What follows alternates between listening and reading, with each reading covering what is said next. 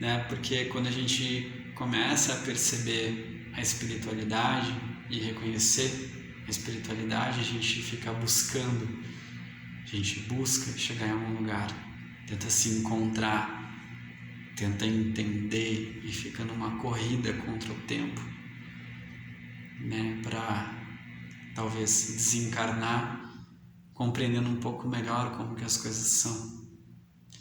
Mas aí no momento que a gente consegue ter essa compreensão de que a gente nunca vai conseguir entender Deus,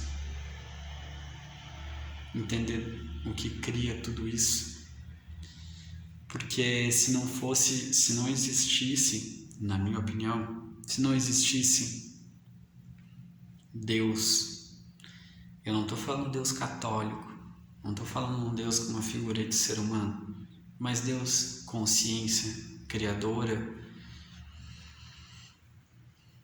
O que cria essa forma aqui?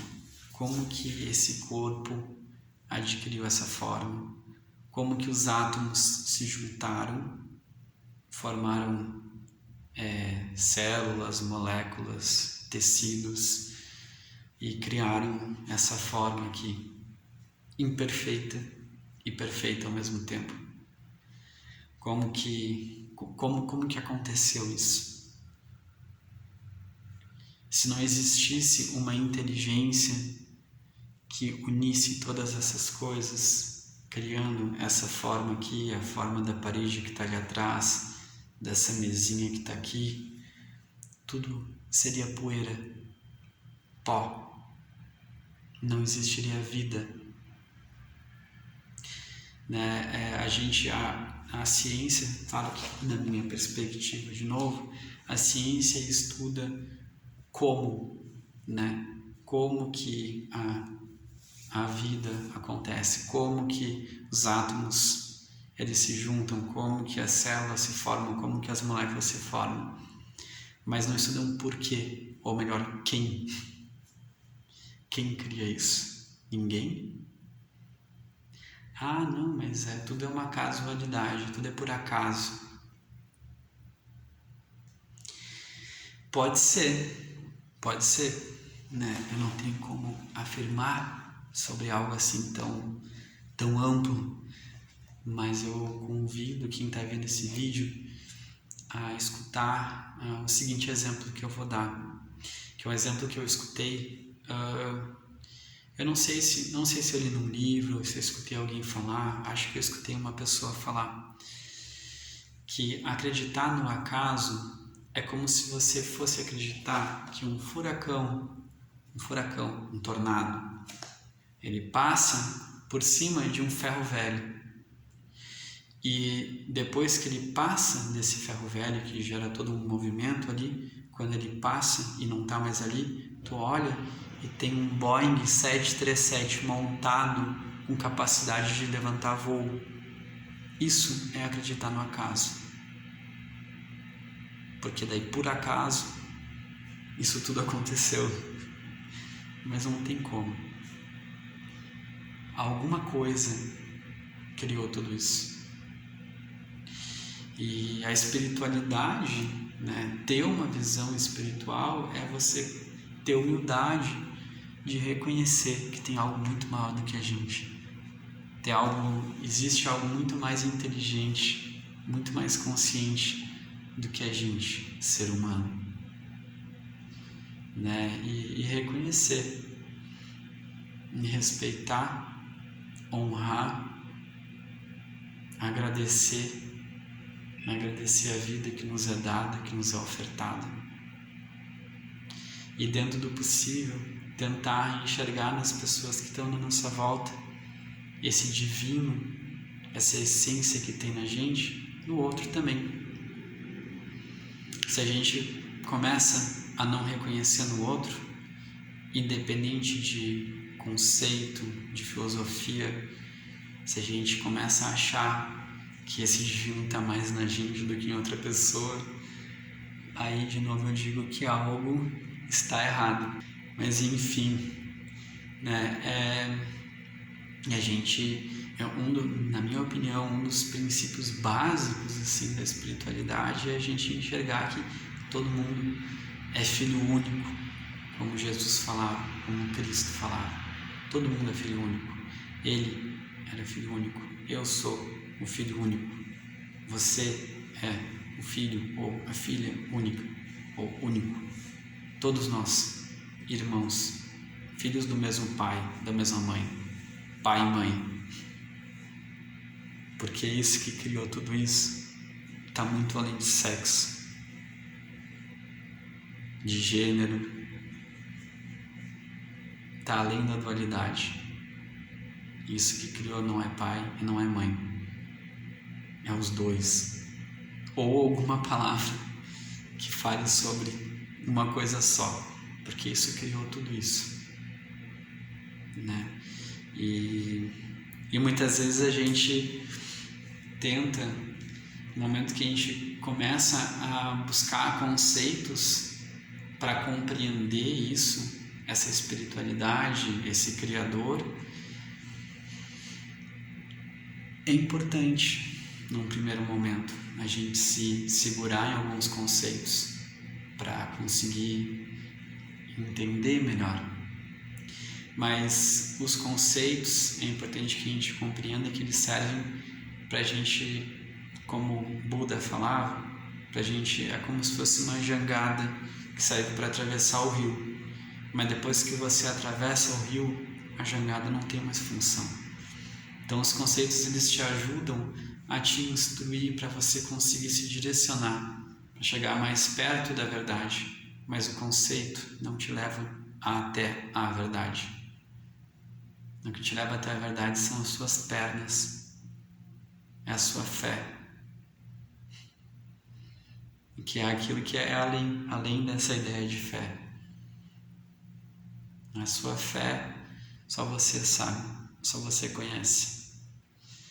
E a espiritualidade, na minha opinião, ela tem esse foco, que você conheça a ti mesmo e conhecerás o universo e a Deus. Como na Bhagavad Gita fala, só você na verdade te conhece a ti mesmo. Só você. Pode aparecer o Papa, Krishna, Buda, Jesus. Só você te conhece a ti mesmo. E por que não dedicar um tempo da sua vida a se conhecer, a saber o que você é, o que forma, o que compõe você, ser existencial, individual. Claro que espiritualidade é uma coisa que vai muito além de qualquer palavra, não estava falando de qualquer conceito, mas o conceito e a palavra acaba tendo uma importância para que a gente possa se comunicar, né? Então, estou aqui, né, tentando de alguma forma repassar o resultado da minha experiência de vida, né, para tentar auxiliar de alguma forma, né? Muitas pessoas, e eu falo por mim, muitas vezes a gente fica preso a ideias, a conceitos, e a gente acaba morrendo. Porque o conceito, quando você conceitualiza algo, você mata aquilo. Você coloca aquilo dentro de uma caixa. Ah, Deus é isso aqui. Ponto. E aí qualquer outra possibilidade de Deus ou a palavra que você achar melhor para usar em relação àquilo que cria tudo, né? Mas qualquer outra possibilidade de ser qualquer outra coisa deixa de existir para você. E aí você matou Deus, matou o Criador. Ele não pode ser nada além daquilo que você entende que é. Né? Como eu estava falando, claro que o conceito das coisas tem uma relevância até certo momento, mas depois, quanto menos conceito, melhor. Quanto mais você conseguir se livrar dos conceitos, ideias pré-estabelecidas, mais sábio você se torna. Sei que nada sei. Por isso que esse filósofo foi considerado o filósofo mais sábio da antiga Grécia. E outras figuras que pisaram na Terra trouxeram entendimentos bem parecidos com isso. Enfim, e é isso. Muito grato pela sua atenção, pelo seu tempo. Espero que esse vídeo tenha servido de alguma coisa, de algum tipo de instrução, tenha aberto alguma reflexão, ou se não ajudou de nenhuma forma, pode comentar, pode falar. Eu sou uma pessoa muito aberta à comunicação, considero um ser humano com uma personalidade forte, mas que entende que a gente está sempre aprendendo, sempre se desenvolvendo, e que assim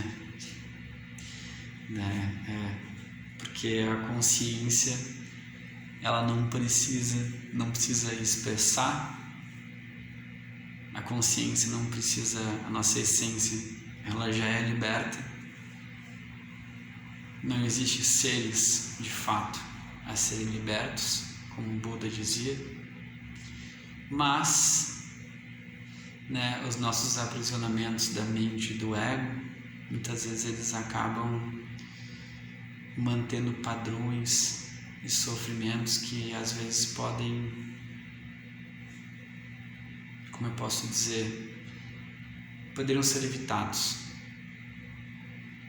Mas claro que eu não estou aqui para determinar sobre algo da vida de qualquer outra pessoa ou julgar, mas só como uma pessoa que está dentro do possível tentando compartilhar aquilo que compreende da vida. É isso, muito grato.